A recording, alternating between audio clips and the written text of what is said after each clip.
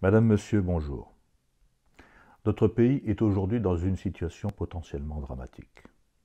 Très peu de gens savent ce qu'est une guerre civile. Eh bien moi j'en ai vécu 4. Et je peux vous dire qu'aujourd'hui nous sommes dans un engrenage qui peut nous conduire à la guerre civile. Il n'y a rien de pire que la guerre civile. Cette situation dramatique, nous devons tout faire ensemble pour la redresser. À cet engrenage mortifère, nous devons opposer un engrenage de paix.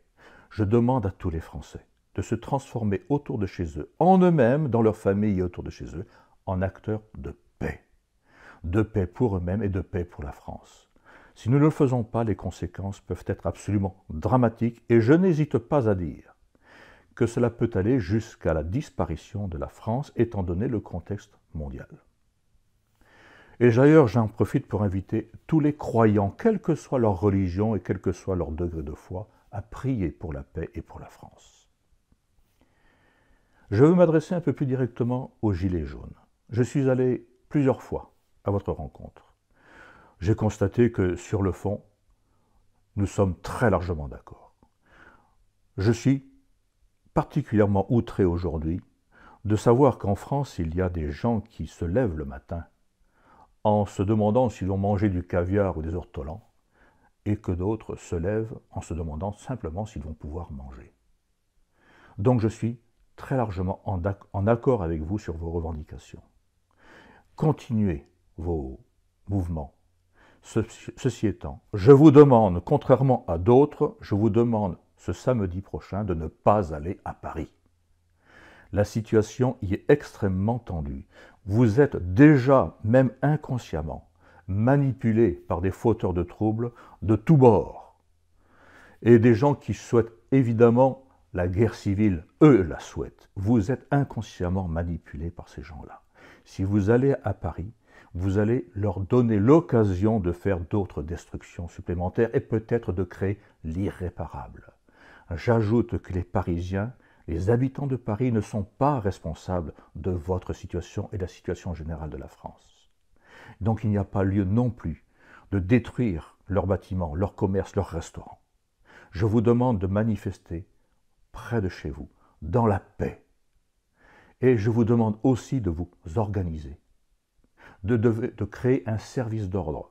Je suis prêt aussi à vous aider à établir les cahiers de vos revendications, parce qu'il y en a beaucoup, à mettre de l'ordre dans tout cela. Quant aux forces de l'ordre, je veux leur dire bravo.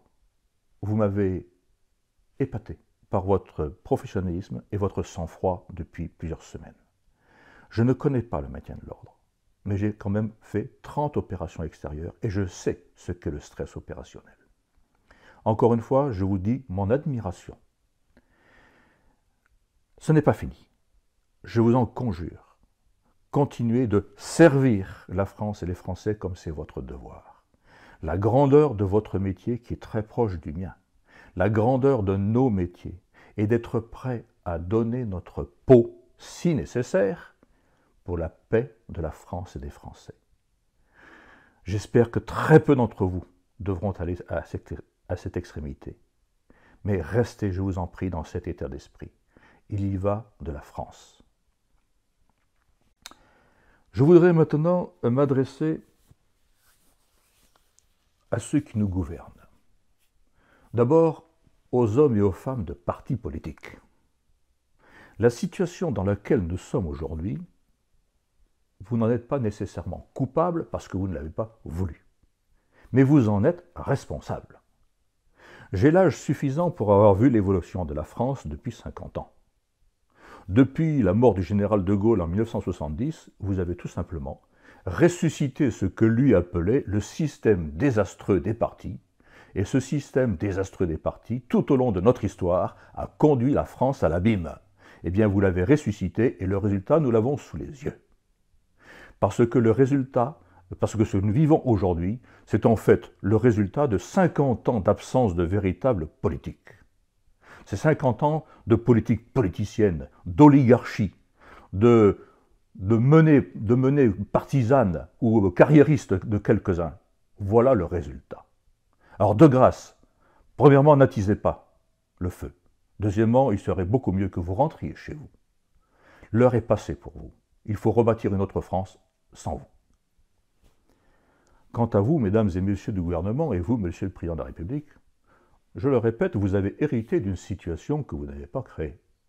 Mais votre attitude, vos réformes, si tant est que ce soit des réformes, n'ont fait que être le détonateur de cette situation qui prévalait auparavant. Vous ne savez pas gouverner. Vous confondez gouvernement et gestion. Je devrais dire mauvaise gestion, étant donné l'état des finances de la France.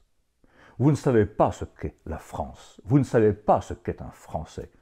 Êtes-vous jamais sorti en dehors du périphérique parisien pour autre chose que d'aller au sport d'hiver ou à la plage? Vous ne savez pas ce qu'est la France. Vous ne l'aimez pas. Or, la politique, pour faire de la politique, il faut d'abord aimer la France et les Français. Car la politique consiste à servir la France et à faire le maximum pour le développement intégral de chaque Français, quel qu'il soit. Et vous faites le contraire.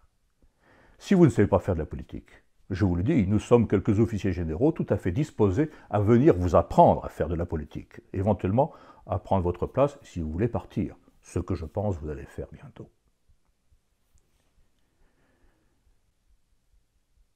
Je voudrais reparler de nouveau à tout le monde, tous les Français. Notre pays, je le répète, est dans une situation dramatique, potentiellement dramatique.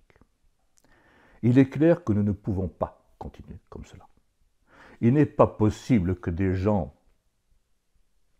meurent pratiquement de faim quand d'autres se permettent tous les luxes possibles. Nous avons perdu notre unité nationale. Il faut la refaire. Nous ne savons plus ce qu'est aujourd'hui être français. Nous ne savons plus aujourd'hui ce qu'est la solidarité entre Français. Il faut tout rebâtir. Nous devons rebâtir la France. Eh bien, c'est possible. C'est tout à fait possible. Nous avons élaboré avec mes équipes les outils nécessaires pour cela parce que nous sentions venir ce drame. Nous sommes à votre disposition pour cela. Je vous garantis qu'il n'y a de ma part aucune récupération. À 68 ans, on ne pense plus à la carrière. On ne pense plus aux honneurs. Je ne pense plus qu'à une chose, servir la France, encore et toujours, jusqu'à mon dernier souffle. Merci, vous pouvez compter sur moi.